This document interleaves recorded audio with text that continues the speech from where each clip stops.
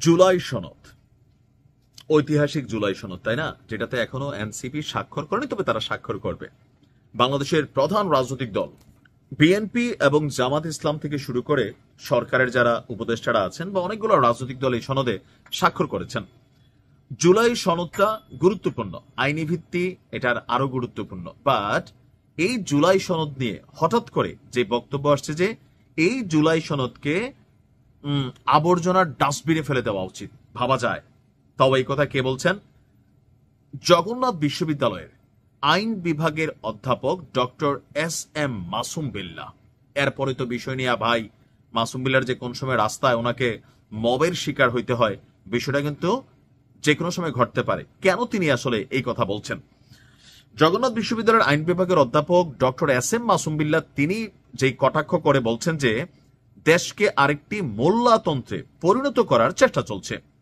তার অভিযোগ ওই সনদে অতিমাত্রায় ডক্টর ইউনূসকে বন্দনা করা হয়েছে। তার দাবি এই সনদ ময়লার ভাগারে ফেলে দেওয়া উচিত। এখন তিনি এখানে যে বক্তব্যগুলো দিয়েছেন, এটা আওয়ামী লীগের ভেরিফাইড ফেসবুক পেজে একটা লাইভ চলছিল, সে লাইভে অংশগ্রহণ করে তিনি এমন মন্তব্য করেছেন।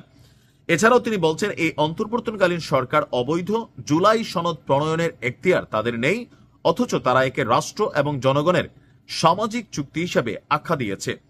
৭২-এর সংবিধানকে ছিনিয়ে নিয়ে দেশকে আরেকটি মোল্লাতন্ত্রে পরিণত করার চেষ্টা চলছে। দেশের মানুষকে এই প্রচেষ্টা রুখে দিতে হবে। তিনি আরো বলছেন, ভয়ঙ্কর তথ্য দিচ্ছেন। তিনি এই সকল তথ্য কই পাইছেন সেটা তিনিই ভালো জানেন, তাকে এটা নিয়ে অবশ্যই জবাবদিহিতা করতে হবে, এটা বোঝাই যাচ্ছে। তিনি বলছেন যে সরকার আমেরিকার সাথে গোপন চুক্তি করেছে যা রাষ্ট্রীয় নিরাপত্তার পরিপন্থী। বাণিজ্যিক কোনো চুক্তি গোপন রাখা যায় না। এই সরকার পদে পদে ৭২-এর সংবিধান লঙ্ঘন করছে। জুলাই সনদ সংবিধান সম্পূর্ণ উপেক্ষিত হয়েছে। আর পরে তিনি প্রধানমন্ত্রী শেখ হাসিনাকে নিয়েও কথা বলেছেন যে বাংলাদেশের সবচেয়ে সাবেক প্রধানমন্ত্রী শেখ হাসিনাকে নিয়ে তিনি বলছেন তাৎপর্যপূর্ণ প্রধানমন্ত্রী ছিলেন শেখ হাসিনা। জনগণের ক্ষমতায়ন, লিঙ্গ সমতা, ডিজিটাল রেভলিউশন, ব্লু ইকোনমি প্রত্যেকটা খাতে তার অবদান রয়েছে।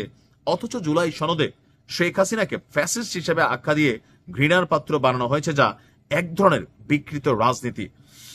আর ফেসবুকে কার্যক্রম নিষিদ্ধ আওয়ামী লীগের হয়ে নতুন নতুন বয়ানও তিনি তৈরি করছেন। তার বিরুদ্ধে অভিযোগ যে সামাজিক যোগাযোগ মাধ্যমে আওয়ামী লীগ সংশ্লিষ্ট বিভিন্ন পেজ এবং টকশোতে অংশ নিয়ে জুলাই অভ্যুত্থানকে বিতর্কিত করে বিভিন্ন মন্তব্য করেছেন। বর্তমানে তিনি শিক্ষা ছুটিতে আছেন। আর তিনি অধ্যাপক doctor S M Masum Billah Jagannath বিশ্ববিদ্যালয়ের আইন বিভাগের চেয়ারম্যান এবং আইন অনুষদের ডিন হিসাবে দায়িত্ব পালন করছেন।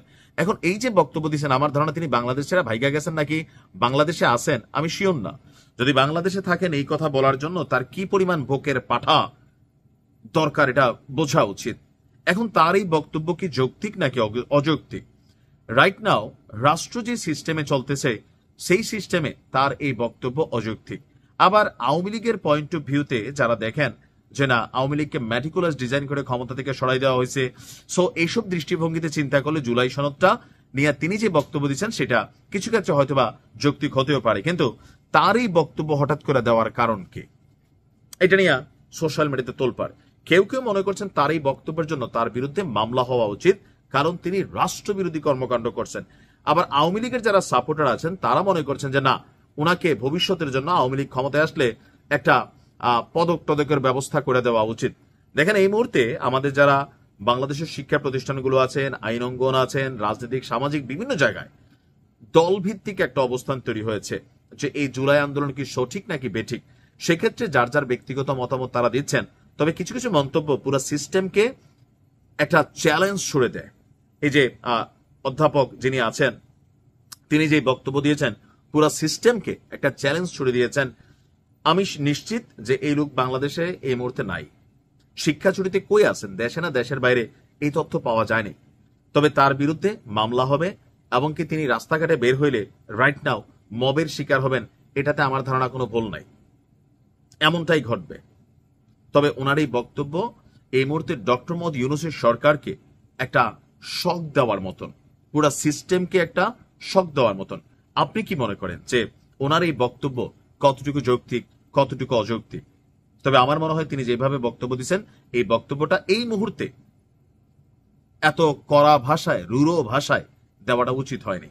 দেখেন জুলাই সনদের পরবর্তীতে কি হবে, এই সনদের কার্যকারিতা কি হবে, সময় বলে দিবে। এরকম বহুত সনদ, বহুত কিছু এই দেশে সময়ে সময়ে ঘটছে।